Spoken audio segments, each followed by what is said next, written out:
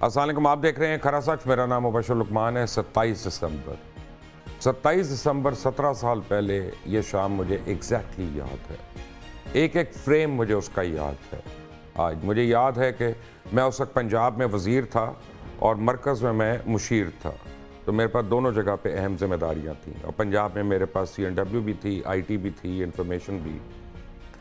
اور ہوا کیا کہ میں اس دن میں نے کہا آج میں نے گھر جلدی جانا ہے، سب کچھ ختم کر کے، اور میں نے ریسٹ کرنا ہے کیونکہ بڑی دیر سے ہماری لمبی شامیں چل رہی تھیں۔ تو میں تقریباً 5:15 بجے گھر پہنچ گیا اپنے، اور 5:30 بجے کے قریب، کیونکہ اس سے پہلے جب میں ایڈوائزر تھا اور جب میں منسٹر تھا پنجاب کیبنٹ میں، تو اس سے پہلے میں بزنس پلس میں کام کرتا تھا۔ تو میرے پنڈی کے ایک رپورٹر کا مجھے فون آیا، اور اس نے کہا کہ سر محترمہ بے نظیر بھٹو کو گولیاں لگ گئی ہیں۔ تو میں آئی واز سیریسلی ورڈ کہ کیا ہو گیا، اور وہ پھر میں نے سوچا کہ یہ رپورٹر ہے، گولیاں ہوا میں چلی ہوں گی، یہ ایکوریٹ نہیں ہوگا، اللہ کرے وہ بچ گئی ہیں۔ اچھا، تھوڑی دیر کے بعد رحمان ملک صاحب مرحوم کا ٹیلی ویژن پہ انٹرویو آیا، انٹرویو تو نہیں، ایک بیپر ٹائپ آیا، اور انہوں نے کہا کہ وہ بالکل سیف ہے اور سیکیورٹی ان کی بالکل صحیح ہے، کیونکہ وہ ان کی سیکیورٹی کے انچارج تھے۔ تو میں نے کہا ٹھیک ہے، وہ اس کی خبر صحیح نہیں ہے، اور وہ پتہ چلا بعد میں چلا کہ رحمان ملک تو اسلام آباد تھے اور یہ پنڈی میں واقعہ ہو رہا تھا۔ کچھ چند منٹ کے بعد آج کل پریزیڈنٹ آصف علی زرداری صاحب کا ARY پہ بیپر چلا، اور اس میں انہوں نے کہا کہ محترمہ کو گولیاں لگ گئی ہیں اور ان کی حالت شدید خطرے میں ہے، تو آپ لوگ دعا کریں۔ اور میں بالکل بیٹھا ہوں اور ٹی وی اسکرین کے آگے بیٹھا ہوں، اکیلا بیٹھا ہوں اپنے گھر میں، اور مجھے سمجھ نہیں آ رہی تھی کہ کیا ہو رہا ہے۔ ابھی ہمیں کچھ نہیں پتہ چلا، آفیشلی نہیں پتہ چل رہا کچھ بھی۔ اور کچھ چند منٹ کے بعد مجھے فون آیا میرے اسی رپورٹر کا، انہوں نے کہا صاحب بے نظیر بھٹو شہید ہو گئی ہیں۔ اور میں بالکل جیسے انسان کا ذہن معاف ہوتا ہے، میں اپنے گھر میں اپنے کمرے سے میں اٹھا، لیونگ روم سے، اور میں باہر نکل گیا، اور گیٹ کے باہر میں نے چلنا شروع کر دیا۔ کچھ 2-4 منٹ چلنے کے بعد مجھے خیال آیا کہ میں تو ایملیسلی چلتا جا رہا ہوں، ایکچولی مجھے چلنا نہیں تھا، مجھے گھر کے باہر نہیں جانا تھا، لیکن میرا ذہن بالکل اس وقت معاف ہو گیا تھا۔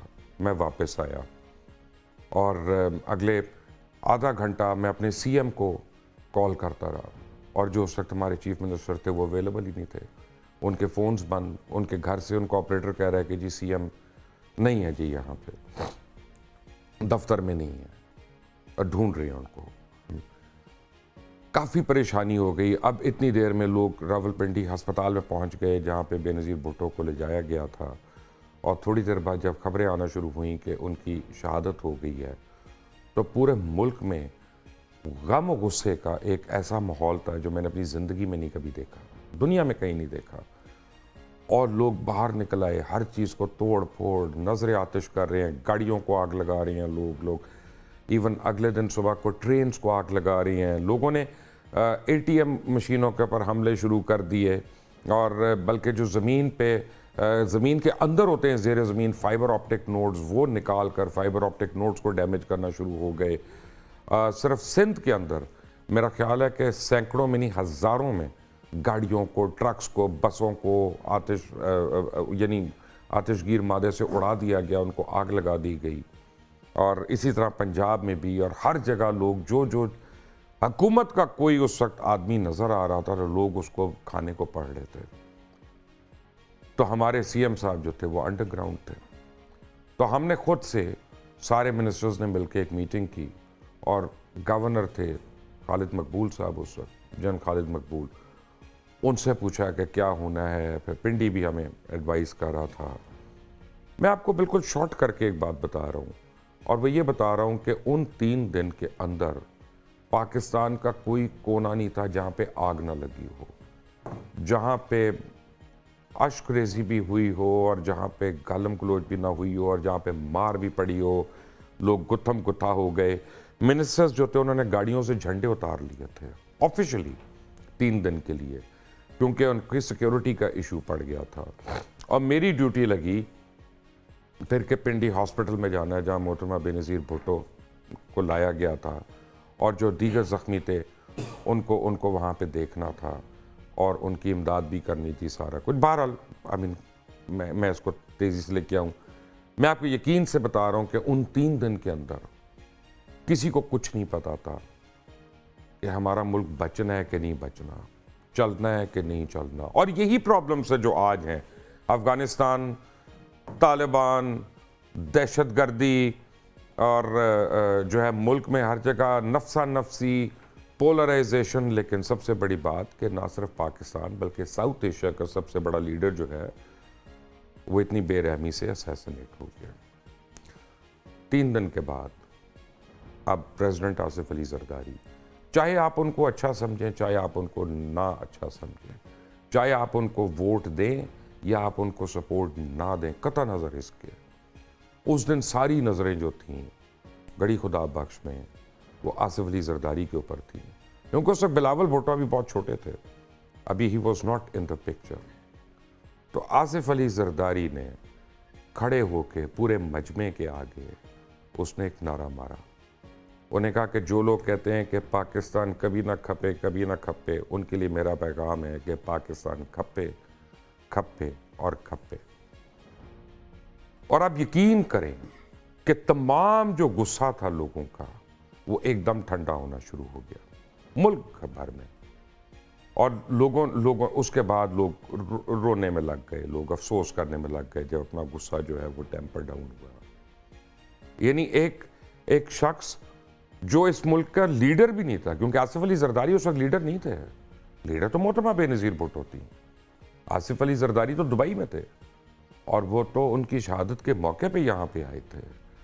تو میں آپ کو ان 3 دن میں جتنے واقعات ہیں وہ سارے کے سارے میرے میموری کے ڈیٹا بینک میں ہیں اور میں ان کو ریکال کر سکتا ہوں. میں ایک ایک کر کے آپ کو بتا سکتا ہوں. میں آپ کو ایک ایک چیز بتا سکتا ہوں کہ ڈی سی جو تھے عرفان الہی تھے پنڈی کے, انہوں نے آصف علی زرداری صاحب کو فون کیا. پہلے کہا کہ پوسٹ مارٹم ہم نے کرنا ہے, تو انہوں نے کہا نہیں کرنا. اس بعد فون کٹ گیا, ان کی بیٹری ڈاؤن ہو گئی, دوسرا فون کیسے ان کو گیا, پھر وہ فون گیا اور پھر پوسٹ مارٹم نہیں ہوا. وہ ہر چیز مجھے پتا ہے کہ I was at the helm of affairs at that time. مجھے یاد ہے, اگر میں اس پہ کتاب لکھوں تو ایک بڑی طویل کتاب ہوگی, اور جتنے واقعات اس میں جس طرح سے ہم نے پھر کنٹرول کیا لوگوں کو. اور ہم نے کنٹرول کیسے کرنا تھا, جہاں جہاں محترمہ بے نظیر بھٹو کی غائبانہ نماز جنازہ ہو رہی تھی, ہم حکومتی وزراء اور اراکین جو تھے اس نماز جنازہ میں شامل ہو رہے تھے جا کے. اور وہ لوگ پھر جب دیکھتے تھے کہ جھنڈے والی گاڑی آئی ہے, یہ لوگ نماز جنازہ پڑھ رہے ہیں بی بی کے لیے, ان کا غصہ جو تھا وہ پھر کم ہوتا گیا, ڈیفیوز ہوتا گیا. اور پھر سب سے بڑی بات یہ جو سٹیٹمنٹ آئی. اب دوسری طرف آپ دیکھیں, 9 مئی ہوتا ہے, 26 نومبر ہوتا ہے, اور پلان کر کے وہ ان پلانڈ تھا. جو 27 دسمبر والا تھا وہ ان پلانڈ تھا, وہ ایک آپ سمجھے بلیک سوان ایونٹ تھا. لیکن یہ پلان کر کے آپ توڑ پھوڑ کر رہے ہیں, گھراؤ جلاؤ کر رہے ہیں, آپ ٹارگٹ کر رہے ہیں. آپ نہ صرف ریاست کو بلکہ حکومت کو, آپ بنیادوں کو پاکستان کی آپ ٹارگٹ کر رہے ہیں. اور اس کے بعد آپ کوشش کر رہے ہیں کہ کسی طرح لوگ مر جائیں. وہاں پہ مرے ہوئے لوگوں کے اوپر مرہم رکھی جا رہی تھی, زخمیوں کے اوپر مرہم رکھی جا رہی تھی. یہاں پہ آپ کوشش کر رہے ہیں کہ لوگ مر جائیں. جتنے لوگوں کو سزائیں ہو رہی ہیں وہ تو ہوں گی, لیکن اب ان کا کوئی والی وارث نہیں ہے. میں آپ کو 27 دسمبر اور 9 مئی کے بیچ میں یہ فرق بتانے کی کوشش کر رہا ہوں کہ جناب یہ موقع ہوتے ہیں جس میں آپ قوم کو بناتے ہیں, اپنے ملک کو بچاتے ہیں, یا آپ پھر اسے مزید آگ لگاتے ہیں, جلتی پہ تیل کا کام کرتے ہیں. جو میں بات کر رہا ہوں یہ آج شاید پاکستان میں پاپولر بات نہیں ہے جو میں پریزیڈنٹ آصف علی زرداری کے حوالے سے کر رہا ہوں. لیکن یاد کریں, ہر وہ پاکستانی جس نے اس دن پاکستان کھپے کا نعرہ سنا, کیا اس نے سجدہ شکر نہیں ادا کیا؟ کیا اس نے شکر نہیں کیا؟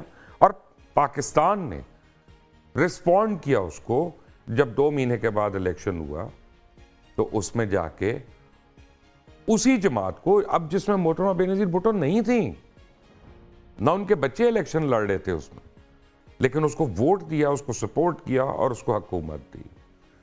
اور جنرل مشرف اور پی ایم ایل کیو جو انتہائی پاپولر اس وقت جماعت تھی, چاہے جائز تھی چاہے ناجائز تھی, اس کو لوگوں نے ایلیمنیٹ کر دیا, ختم کر دیا وہاں سے. اس کے اوپر جب بلاول بھٹو کو نامنیٹ کیا گیا تو انہوں نے کہا کہ democracy is the best revenge, یہی میری والدہ کہا کرتی تھی. اور آج ہم آگ لگانے والے کو اپنے ملک کے لیڈر سے تشبیہ دے رہے ہیں, اور آگ بجھانے والوں کو ہم جو ہے ملک دشمن کہہ رہے ہیں. پتہ نہیں کیسا دن آ گیا.